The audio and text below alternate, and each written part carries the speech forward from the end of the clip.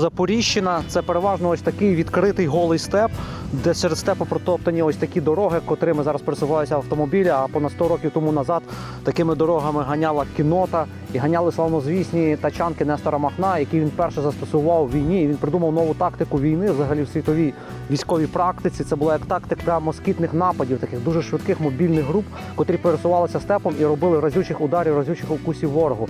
За абсолютно такою тактикою воювали Збройні сили України на початку російського вторгнення рівно рік тому назад, коли росіяни масово колонами і великими скупченнями просувалися на територію України. Наші війська в цей момент діяли за тактикою дуже схожою до Нестора Махна.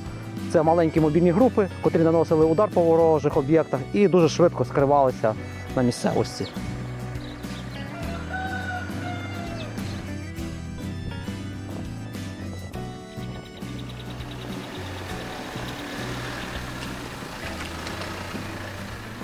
Зараз ми бачимо наглядний приклад, чому інтенсивність боїв на даній ділянці фронту на сьогодні дуже знизилася. Адже кінець зими, початок весни і український степ перетворився в таке суцільне багно, в якому навіть гусенична техніка практично не може рухатися. І бої переросли в такі позиційні, більш артилерійські дуелі, котрі ми зараз чуємо, лунають довкола на околицях Гуляйполя.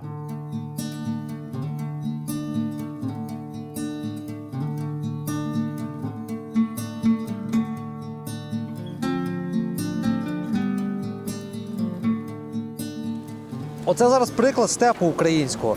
Як в степу гуляє вітер, і, власне, напевно, колись так назвали цей населений пункт Гуляйполе, або я ще його назвав, напевно, Гуляй-вітер. Але це щось таке навіть схоже між собою назви, тому що тут завжди в степу гуляє такий вітер. Ми вже спілкувалися з військовими, з місцевими, вони говорять дуже часто ось такі вітри. До речі, населений пункт Гуляйполе не має таку дуже давню історію. Сюди лише в 17-18 столітті масово почали заселятися люди. Це коли Російська імперія колонізувала південь Причорномор'я, південь України, сучасної північне Причорномор'я, і почала сюди заселяти людей з інших регіонів України.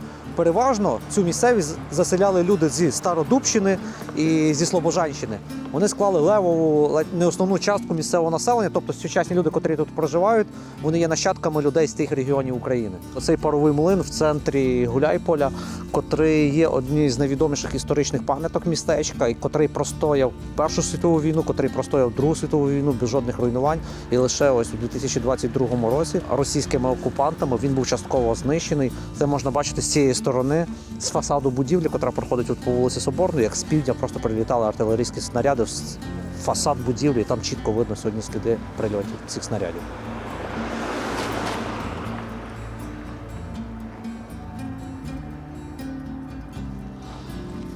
Якщо слово «Бахмут» всіх на слуху, воно на порядку денному стоїть у всіх ЗМІ, так про Гуляйполе мало хто говорить, але Гуляйполе від початку березня 2022 року, ось буквально за тиждень вже буде як рівно рік, перебуває практично на лінії фронту. Якщо бути більш точнішим, лінія фронту буквально місцями в 3-4 кілометрах ось знаходиться біля самого містечка. Сюди щодня прилітають десятки артилерійських снарядів. Ми бачимо тут поруйновані всі будинки. Місто потерпає. І тут, по суті, така, можна сказати, гуманітарна катастрофа. Люди про те, що говорять, навіть волонтери не так часто сюди приїжджають, людям немає взяти де ліків.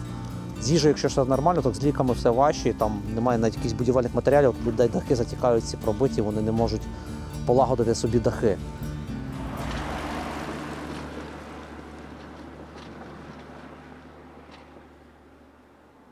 Родючі лани України мордують серця ворогів. Не здолати тебе нікому, не здолати тебе ніколи. У тебе багато синів і дочок.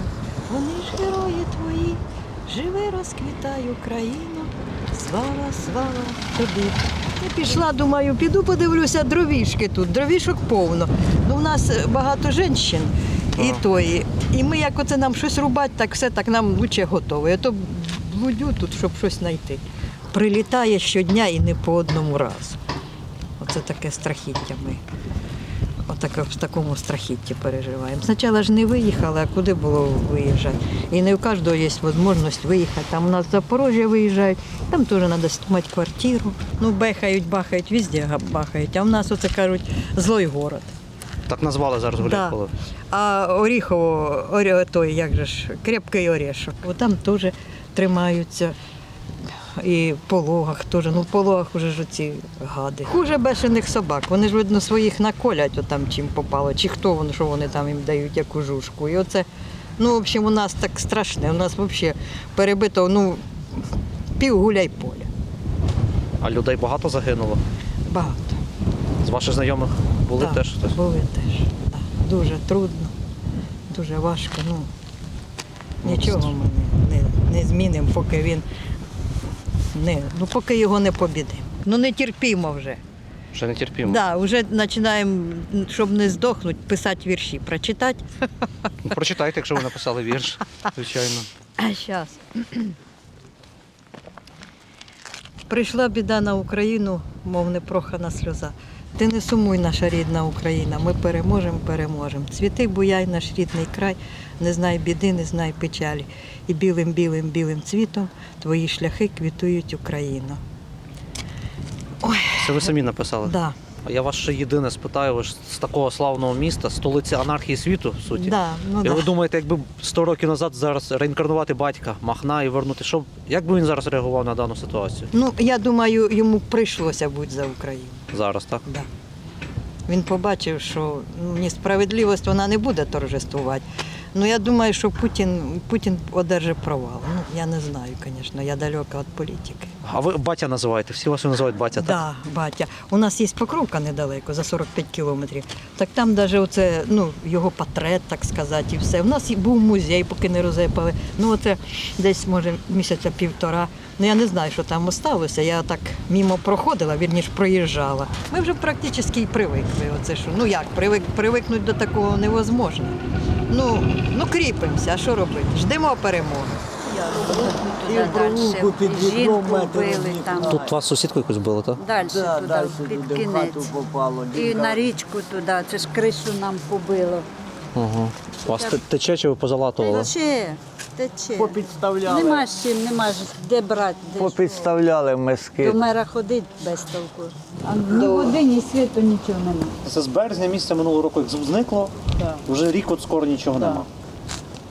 Ну нічого, живем, хлопці. Голова на плечах є. Дві руки ходять, чи роблять, дві ноги ходять. Будемо потихеньку виживати. Дай Бог хлопцям здоров'я, щоб вони їх чортів звідсіля. Щоб швидше воно це все прекратило. Чалдонів вигнали, як вони не розуміють, хто вони такі. І яка може бути до нього заліз другий раз, хлопці? Та заліз їх треба всіх крутити. Я скажу, я сліпий, якби мені привели, я б його зараз би задавив. Чого нож козак, дивіться, який в мене. Кажу, тільки зайдуть, падлюки першого розстріляють. Ну я їм не дам розстріляти. Ти дуже рвався на війну, піду, хоч окопи рвить. Так, ну кудись ти кажеш. Нема, не бачив вже нічого. Один глаз витягнули, а один потеряв взагалі. По дворі, як у Джека Лондона, морський вовк, капітан Ларсен. По шхуні хотіли вбити сліпого капітана, він по шхуні їх усіх повбивав. Знав, де репить, яка доска, як двері відкриваються. Отак і ми все. Попорубали на кубочки, туди-сюди. Ми Махноград, бо в нас дійсно город батько Махно ж тут. Тут у нас була Вербівська сотня, Бочанська сотня, Гурівська сотня, Косівцевська сотня. У хлопців коні стояли у стайнях, шаблі під стріхами. І тоді тільки що пролітає один. На Гукаві пішли. Ограбили вони почтову карету і посадили його в тюрму. Він отож отсидів в 17-му, по-моєму, году, як Ленін з тюрми його освободили. Він приїжджає сюди, в Запоріжжя, Олександровськ, знаходив в жандармерії всі документи, хто його здав. Ну, тих хлопців розстріляли і закопали. А ваші хлопці теж багато в ТРО, тут пішли до війська місцевих гуляйпільських, так? Та пішли, хто хоче воювати, а хто не хоче, повтікали. Хто ж дав Росію, що прийде Росія, буде їм газ дешевий, і буде... Воно, Таня, і так би не можна сказати. А були тут такі, що чекали Росію? Ну а я? Предателі. У Пологи, як вони зайшли, це 20 кілометрів од нас Пологи зайшли. Якби там хлопці трошки не простояли, вони б через 3 часа вже й в Гуляйполі були. Що тут 20 кілометрів? І каже, один парень воєнний там, що той розказує, каже, я, каже, прожив у Пологах 30 років, не знав такої дороги, де якась тітка провела. От тобі й люди в нас. І в нас такі самі є. Сьогодні приїдуть кацапи, ковбаса буде дешева, хліб все дешеве. А тепер ходю, побачив, кажу, ну що, де твої паї? Люди обробляли, тобі, считай, давали за пай, хоч які гроші ти проживав. 20 тисяч – це теж гроші. Доброго здоров'я! А солдатам молодець, ось опеклася, на себе вилила каструлю з супом. Солдати й спасли. Бо наші зразу на Запорожжя відправляють, нікому лічить навіть, всі врачі повтікали. Сидять там тільки 3 чи 4 таких, що ні на кого. Сидять теж такі предлані. У нас Мирослава Йосиповна, у неї батько, по-моєму, вон упав в Донецьку ще в тих годах чудив. Їй зараз вже за 80, і вона все одно приходить на роботу. От, хлопці, не буду казати, скільки раз у мене отут сусіди є така, я горжусь, що руська. Йоб же ж вашу через коромисло трижди геморой Совєтського Союзу. Каже, я горжусь, що я руська. Дзвоним із Закарпаття. Ви знаєте, як до нас тут врачі ні одного поганого слова одних не почули. А ви ж тут кричали, Бендери, Бендери. До кацапів не уїхали, а уїхали тут. А дочки там, а дочка одна в Ленінграді, одна в Криму. Чого ж ви туди не повтікали? От тут така система в нас. Ну нічого, будемо, хлопці, кріпитися. Похудаємо, очкуром підпережимося, переживемо все, будемо далі щось. Наших хлопців молодіжі жалко. Да. З усіх країв, із ваших, із наших, із...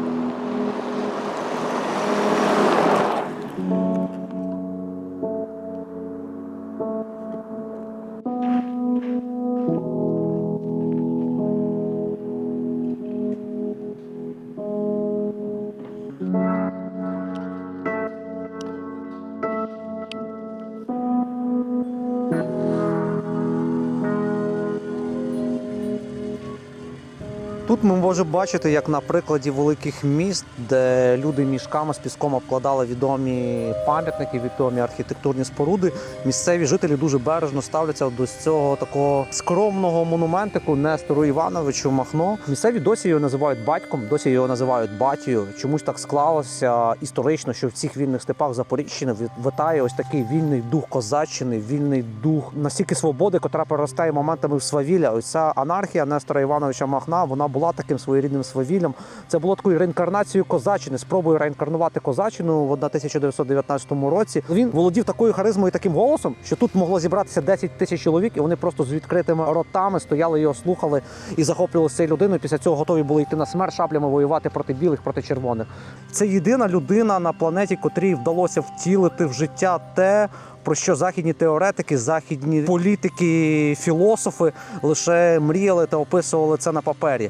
Він утворив першу в світі анархічну, або принаймні прототип анархічної держави, котра проіснувала тут у 1919 році. Про нього стільки написано, стільки знято, стільки заспівано пісень, що в морі цього потоку Махновщини, я б ще так сказав, можна просто потонути. І досі серед світового суспільства не існує однозначної думки стосовно цієї історичної постаті. Єдине, що я можу сказати, що в ті часи Нестор Махно категорично не підтримував українську державність в будь-яких її формаціях. Він дуже скептично і дуже некрасиво відгукувався щодо директорії, щодо Центральної Ради, щодо Петлюри. І я сьогодні намагатимуся в місцевих запитати, що б було і як би поводився Нестор Махно, якби він був живий зараз, якби він бачив ці події, котрі відбуваються в Гуляйполі зараз, про ці події, котрі відбуваються в Україні зараз, як би він реагував на це, яку сторону він підтримав.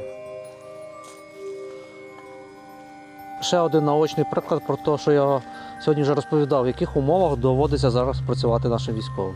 Подивіться, це лише джипчик, який проїхався десь по полю. Уявляєте, в якому стані, як виглядають танки чи інша броньована техніка, котрі місяць тут грязюку.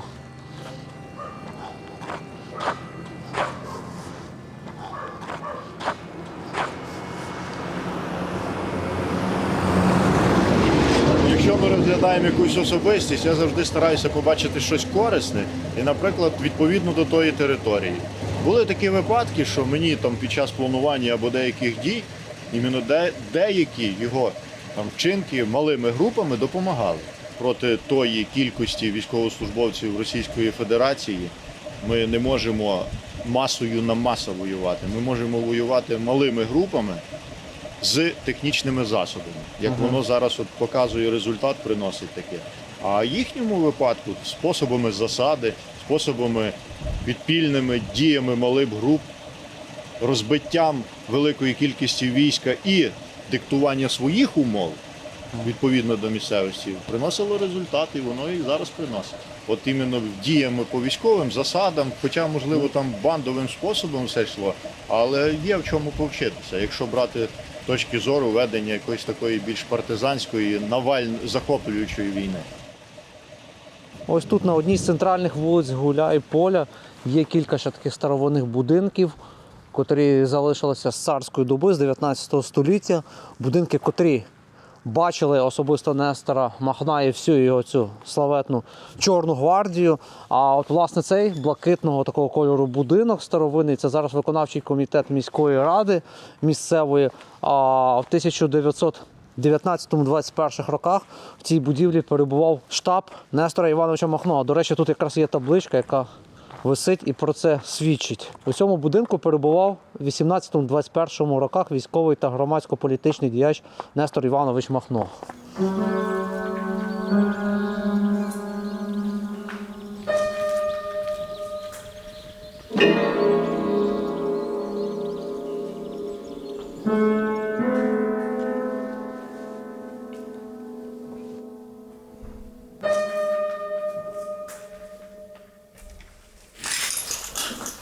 Да, звичайно, краєзнавчий музей Гуляй-Полі нас вразив. Страшне те, що влетіли сюди от кілька бомб або кілька снарядів, музей наполовину зруйнований. Але більш страшнішим є те, що росіяни тут не були в центрі Гуляй-Поля, але музей весь розграбований. Ми зараз, звичайно, не будемо зробити слідство і закидати каміння в чийсь город, хто розграбував цей музей, але тут слід закинути камінь в город Міністерства культури України. Де вони до сих пір? Якщо ми, журналісти, сюди можемо приїхати до Гуляй-Поля, чому сюди не можуть приїхати якісь фахівці з Міністерства культури і врятувати ці експонати, які позалишались? Я ще досі бачу, тут позалишались деякі ордена, медалі, але велика і левова частка музею розграбована. Що саме цінне було, як ми розуміємо, все, воно вже десь на чорному ринку якихось колекціонерів. І це отак під час війни втрачається культурна спадщина України. А за що ж ми тоді воюємо? Як навіть колись Черчилль говорив, типу, якщо ми не будемо підтримувати культуру, тоді для чого ми воюємо? Війна заради війни? Виходить. Нестор Іванович Махно, 1888-1934 рік. Так, помер він в 1934 році в Парижі, помер безславно від туберкульозу, кремований та похований на відомому паризькому кладовищі. Там завжди багато квітів, завжди багато різної символіки з України. Тобто нащадки Нестора Махна, котрі зараз воюють за незалежну Україну, хоча він не воював за незалежну Україну, шанують його та поважають. Я родився, вирос в Росії. Але я з 14 року воюю. Я був в ДАПі, я кіборг. Дивіться, Лемберг, Покровське, город Курськ, Покровське, Кривбас. Олексійович, ну покажи уже свою фішку.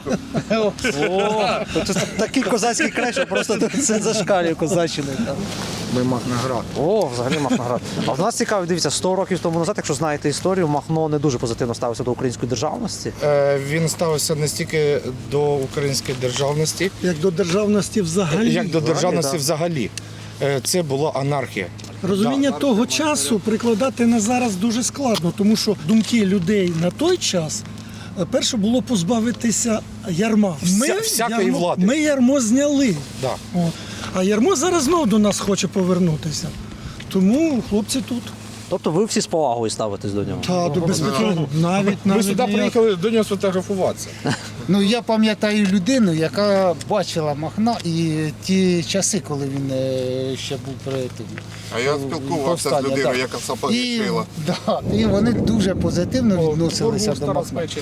В наших краях на його нема обід. Мені саме смішно, тому ми теж з місцевими спілкуємося, як люди розмовляють, який тут дух. І мені смішно, парадоксально, що Росія це називає руською землею. Ну,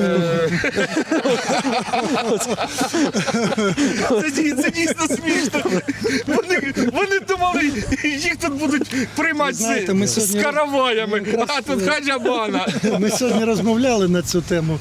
Вони дійсні військовослужбовці. Я служив з ними разом, але мене за віком просто демобілізували. Я трошки старший. Да, за них трошки за йому всіх. за 60. Я був старшиною роти. Зараз займаюся волонтеркою, дещо назбирали люди гроші, придбали, зараз веземо на позиції. І ми якраз спілкувалися з цього приводу, що поребрик, він і буде поребриком. Да. Тому що 30 років незалежності Російської Федерації зробили ще гірше, ніж 70 років радянської влади. Вони стали, маючи волю, свободу, можливість їздити по світу, розвиватися, вони стали ще тупіші. Так спрацювала та машина пропаганди, і вони так вірять в ту владу, в той божественний принцип. Майже 400 років ми були разом. В одній державі, в одній державності, але ми були весь час інакші. Ми робили спротив по всьому. Білорусів мову знищили фактично. Нашу ні. Нашу не змогли. Спроб стільки було, що заборон, розстрілів, Більше 350 Сардармох, знищене відродження, шестидесятники, скрипник, знищення, емські укази, все. Але ми все одно розмовляємо по-українськи. Ми думаємо по-українськи. Хоча дехто каже, що думають образом. Українською. Далеко ходити не треба. Людина народилася там, вміє говорити на українській без питання. Людина народилася тут, і вона все одно каже, я не хочу і не буду вчити український. То ти ніколи не був Ламай себе через людиною коліно. цієї землі. Вбивай в собі москаля. Навіть якщо ти народився тут, ти все одно залишишся прибульцем. Не був ти рідний для цього. І ця земля для тебе рідною не була. Тому що спілкування – це основа основ спілкування, розуміння, пам'ять, а вона передається поколінням.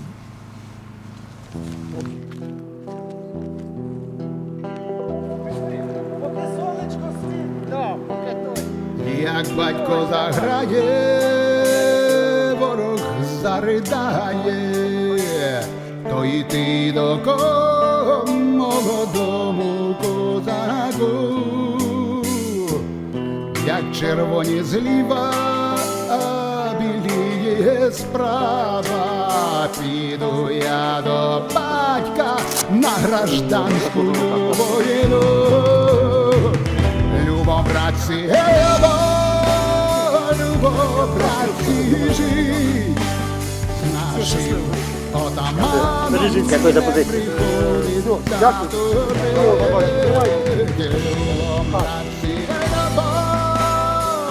Любо, братці, жить з нашим отаманом не приходиться тужить. І запалки лунко в береги, вдарили по конях короткі батоги. Батько нахилився, коня у кар'єр, висікти сволоту і цівку плечем стер. Любо, братці, любо, братці, жить з нашим отаманом не приходиться тужить. Любо, братці, любо, братці, жить з нашим отаманом не приходиться тужить.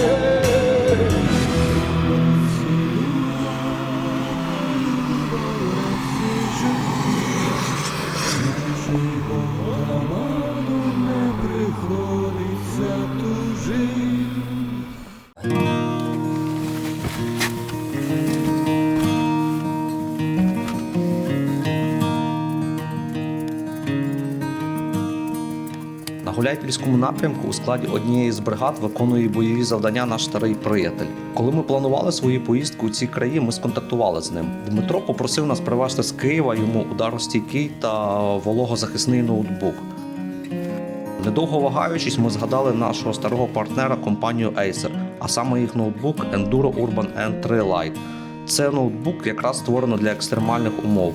Він є ударостійким, волого- та пилозахищеним та є найлегшим 14-дюймовим ноутбуком у серії захищених. Його вага всього лише 1 кг 650 г. Також він працює до 10 годин без підзарядки, що дуже важливо для польових умов.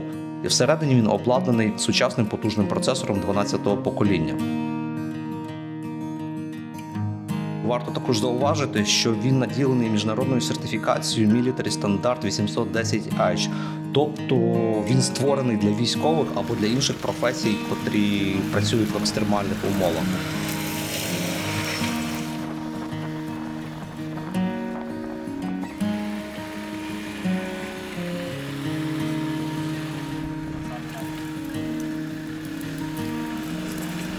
Ну і на завершення, що для нас дуже важливо, це є ціна цього ноутбука. А ціна його є найнижчою, в рази меншою за ноутбуки в подібному сегменті.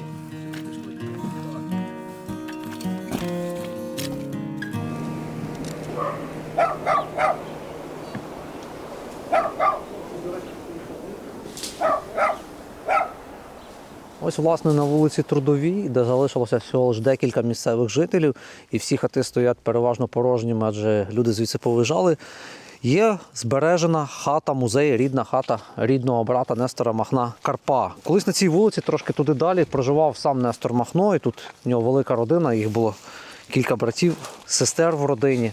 Вони жили на цій вулиці. І це оригінальна хата ще початку ХХ століття. І таких хатів тут на Запоріжчині багато. Це така класична типова архітектура для цього краю. Така низьковата і доволі видовжена хата. Тут був сарайчик, це в нього прилетіло, він згорів, цей сарайчик. Від ударної хвилі в будинку повилітали всі вікна, порозбивались шибки. Отут видно осколки, попрошивали. Це піддаща таке.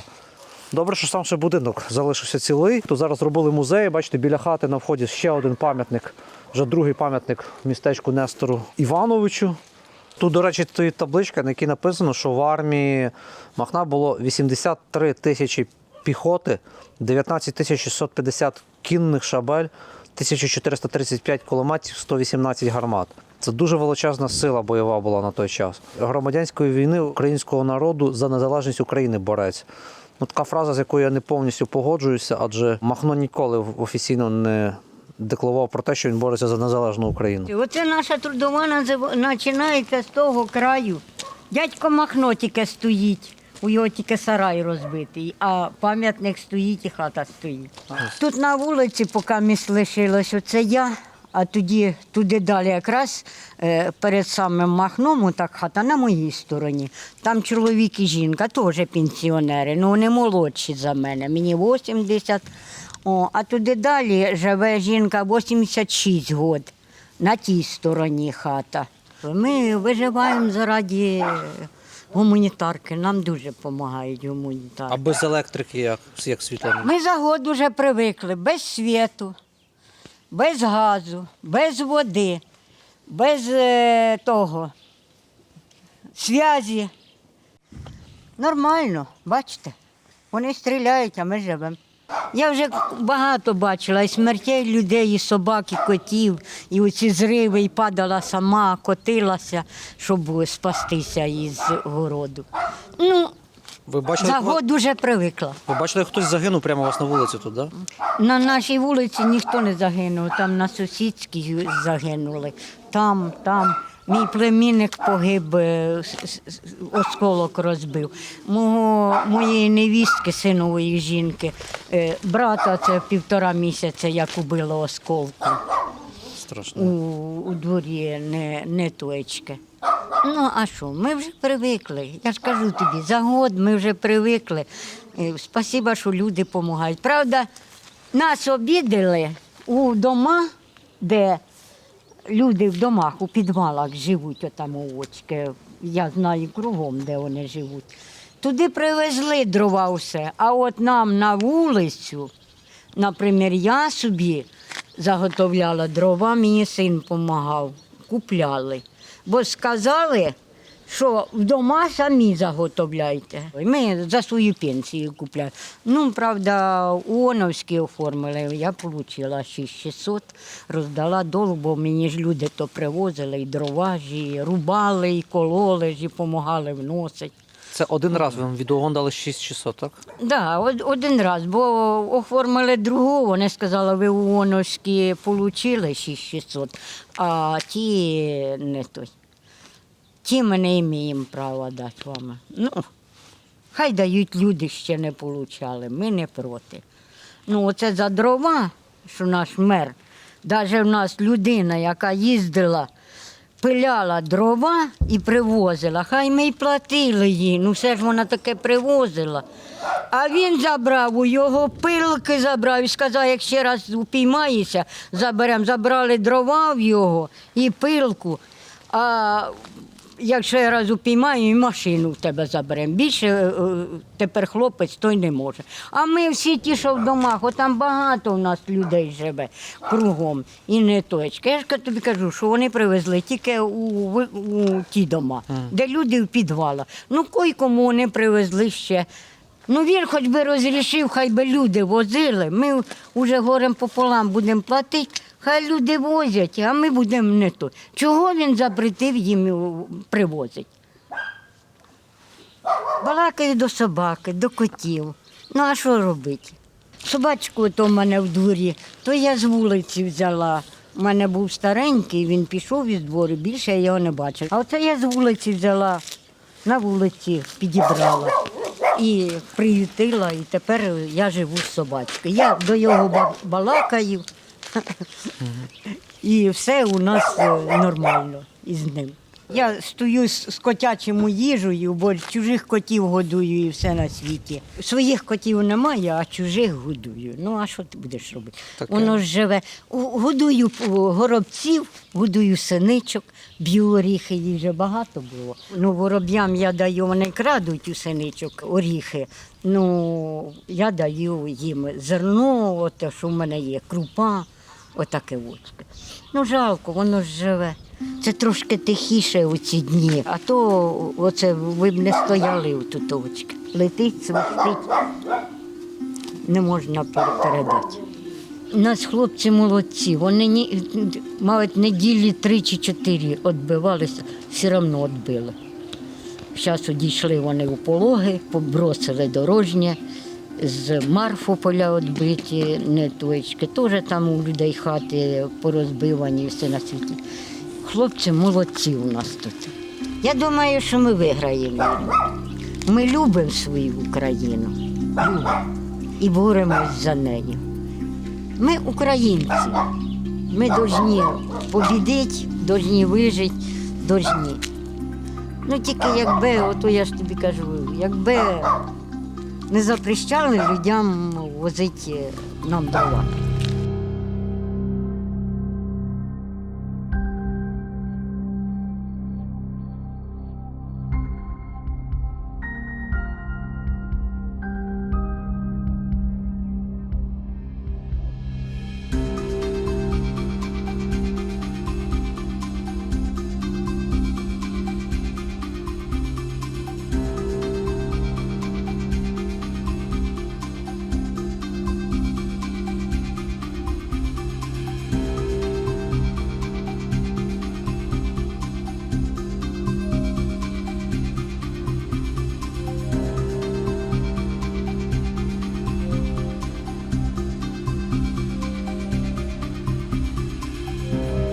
Практично все мирне населення покинуло Гуляйполе, і тут дійсно витає така пустка. По своєму досвіду можу сказати, що по відчуттях тут на вулицях ще менше навіть цивільних людей, ніж у Бахмуті. І так само в підвалах чи в будинках дуже мало цивільного населення. І лише за офіційною інформацією на січень 2023 року, тобто місячна назад інформація, в Гуляйполі загинуло 40 місцевих жителів цивільного населення. Найбільше постраждав оцевий житловий квартал центру Гуляйполя. Тут швидше всього авіабомбою дісталося по цій 5-поверхівці, все розтрощено, все валяється і просто йдеш отаким суцільною руїною такою йдеш.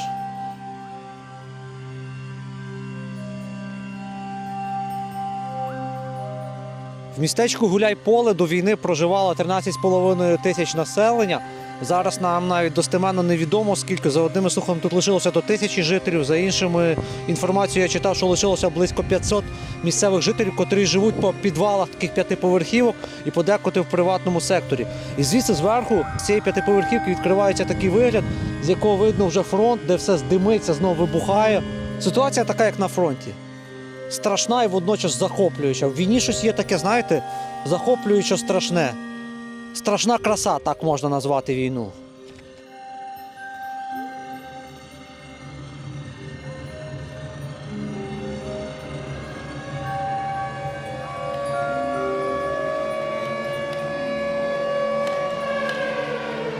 Лежить, гуляє поле в крові й сльозах, потоптане смертю розоране, в бомбових кратерах і черепах, в гільзах, м'язах, трісках, і не крячуть ворони.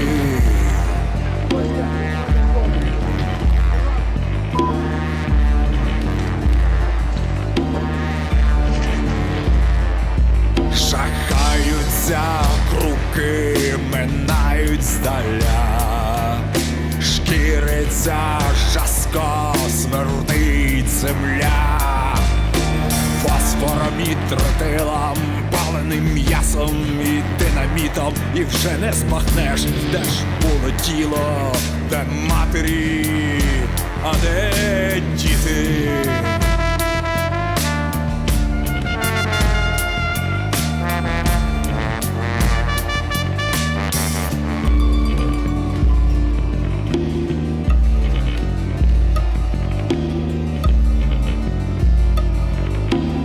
Пливтимуть світи мимо серця твого, цвістиме чебрець, і не буде того, хто б тебе осудив за діла твої.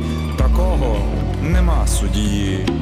А якщо десь є, убий і його, щоб знав міру горя твого. Пливтимуть світи мимо серця твого, густими над маками соняшний гонг, густими в віках твоє ім'я, єдиний, найбільший з усіх суддя, благословенний, могутній, як ниви і синь, вічний в серцях усіх поколінь. Було